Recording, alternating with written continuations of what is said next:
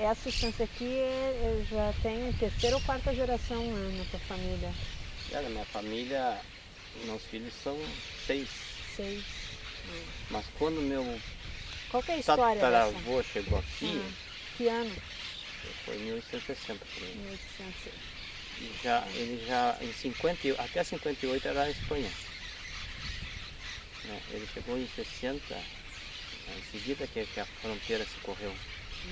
Tanto que consta nos mapas antigos como Campo de Vários. Ou seja, houve uma abertura de espaço, onde houveram vários poceiros que tomaram conta.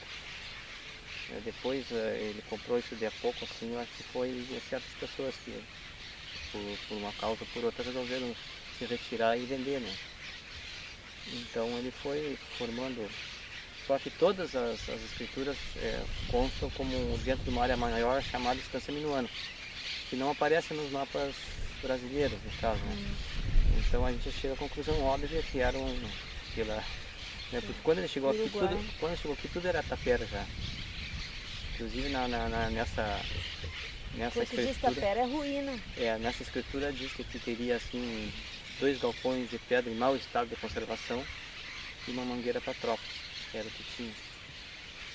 Então não se sabe exatamente até que momento essa estância aqui em mãos de espanhol funcionou, de que maneira funcionava também, se era gado de chimarrão, se tinha alguma coisa organizada. É muito difícil. E essa casa foi ele que construiu?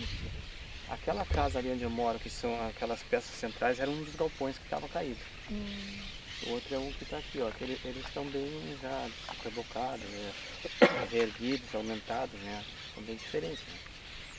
Mas eram esses dois. E a cerca passava aqui assim e fechava todo esse terreno. Cerca de pedra?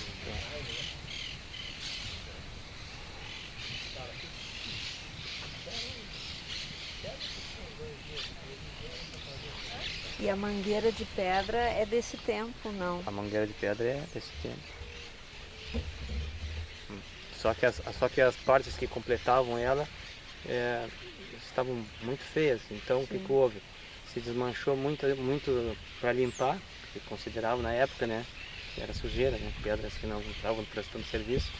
Aí se fez cabeceiras de pontes, alguns lastros para partes feias da estrada e alicerce de muita coisa nova que se construiu. E também se usou para reformar o centro da mangueira, a mangueira propriamente dita, né? Que depois seguiu se usando, até hoje a gente usa.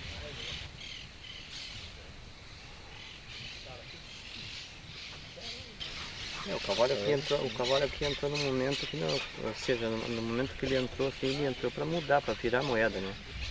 Até a gente pode ver isso bem assim, porque o homem branco já chegou a cavalo, aqui bem dizer, né? O conquistador já desembarcou o cavalo no primeiro momento. Isso aí já influenciou muito também a presença, assim, que ele... O primeiro choque, assim, né, que ele causou ao aborígene, né, aqui.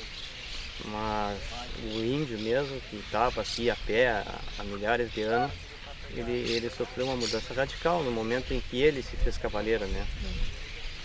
Tanto que foi uma faca de 2 gumes, né? Dizem que ele, por um lado, também se elevou em condições de fazer uma certa resistência, mas por outro lado também ele se descaracterizou e abriu espaço, porque assim como ele invadiu em determinado momento, ele se retirou.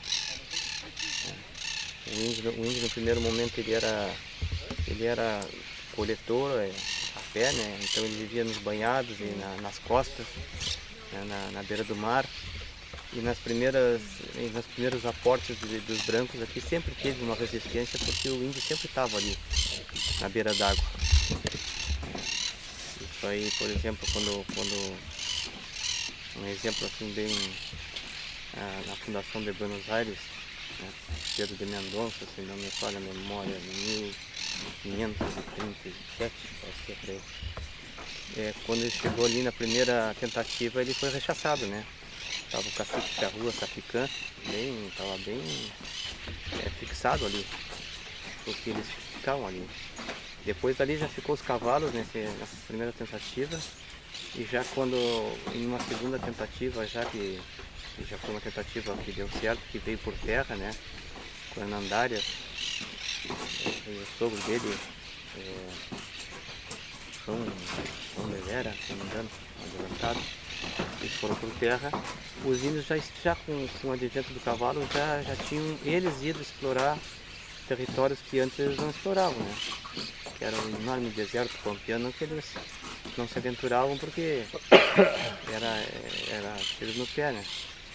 Então nessa segunda tentativa já encontraram os índios bem retirados, porque os índios andavam já, eles mesmos já andavam explorando outras terras, aproveitando, né, o cavalo. Mas o que eu tinha começado a falar era que se a gente volta um pouquinho nas tradições campeiras, assim, nos costumes, o que tem de coisas sobre os cavalos, o que tem de detalhes, coisa assim, hoje não se usa 90% dessas coisas, conhecimentos, até coisa assim meio que passa para o campo do sobrenatural, né? Em relação ao cavalo? Como? Em relação ao Em cavalo? relação ao cavalo e essa relação homem-cavalo, né? E coisa que veio muito dos índios também, porque o índio chegou no cavalo um ser mitológico, né? No começo o homem e o cavalo eram um ser mitológico, para eles parecia a mesma coisa, né? Eles no começo assim, pensaram que era um ser só, um homem só, um centauro, uma coisa. E depois eles também, para o índio, aquilo ali era o cavalo era asas, né? Enfim, então houve muitas coisas, muito conhecimento que se perdeu e até saiu sem necessidade, talvez, né?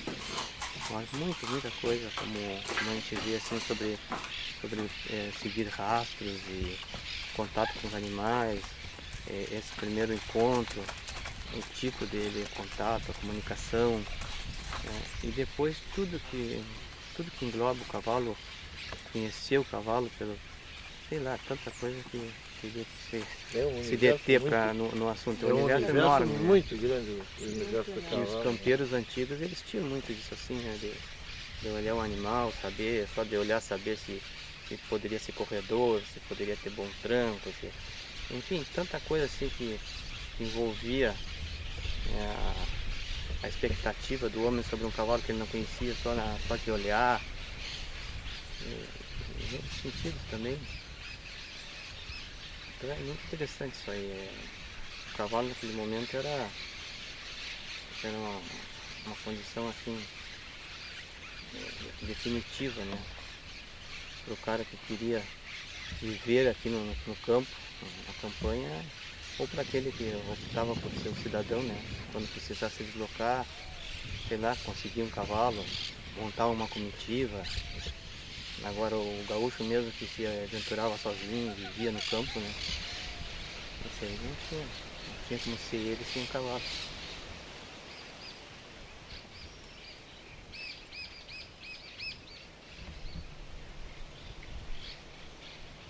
Que horas começa o seu trabalho? Começa às 6. Qual é a primeira coisa que vocês fazem de manhã? De manhã saímos pro campo recorrer, ver se não se acha nada pesteado. Agora nesse tempo geralmente com carrapato elas pesteiam, aí tem que ver que já é para vacinar, já para.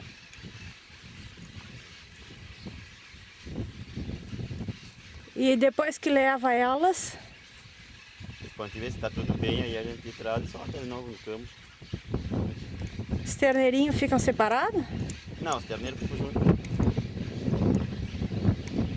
Desde quando é que tu trabalha com a lida? E eu, desde os 14 anos, eu trabalho em serviço de estância. Quem foi que te ensinou? Eu aprendi com meus primos, porque eu quando saía trabalhar eu já não tinha pai, meu pai tinha morrido, aí eu saía trabalhar junto com os primos meus, e aí fui aprendendo com os primos. Tá sempre aqui nessa fazenda ou já passou por outra? Não, passei por outras instâncias. Hein?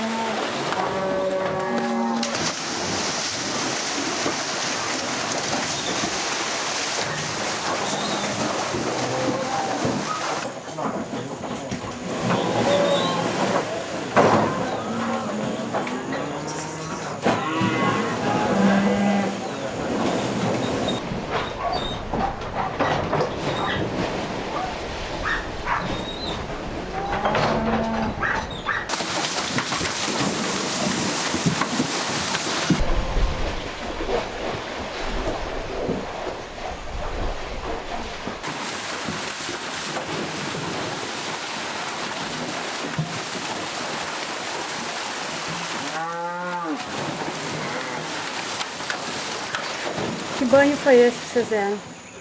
Esse é um banho no produto, uma base de almitraz, carrapaticida. Hoje está se usando pouco já o banheiro da imersão, se usa mais injetáveis, né? Mas a gente ainda banha. Para mantermos essa prática aí, que eu acho que para mim é mais eficiente, desde que ainda o remédio esteja fazendo efeito, né? Porque eu sei que tem lugares por aí que já não está dando mais resultado.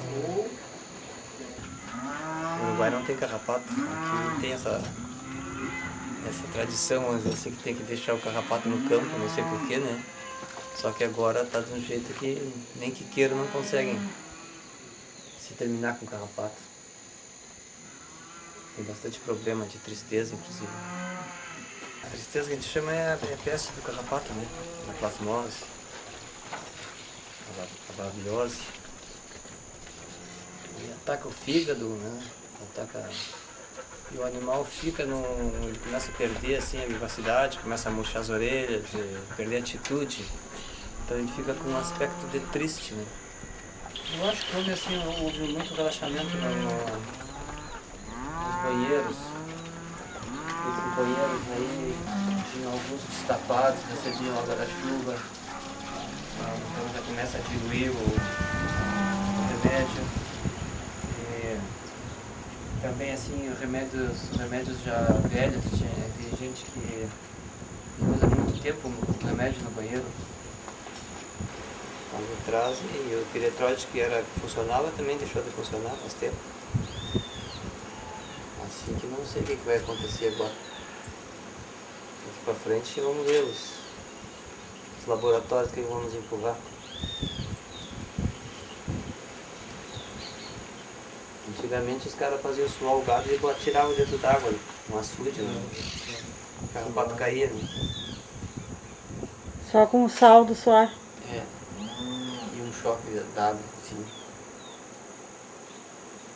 E agora com esse monte de coisa, injetável, não sei mais o que, aí não tá adiantando.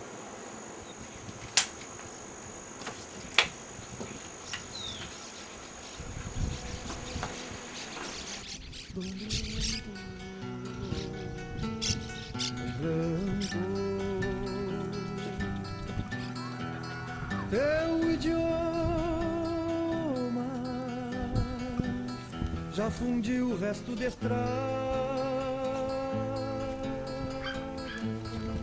pelas potreadas que te oferta o dia a dia.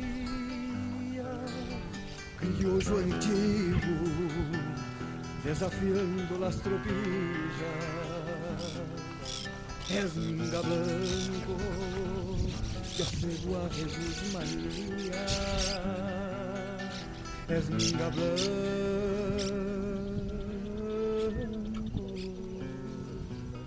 que acego a Jesus Maria. Dom Blanco,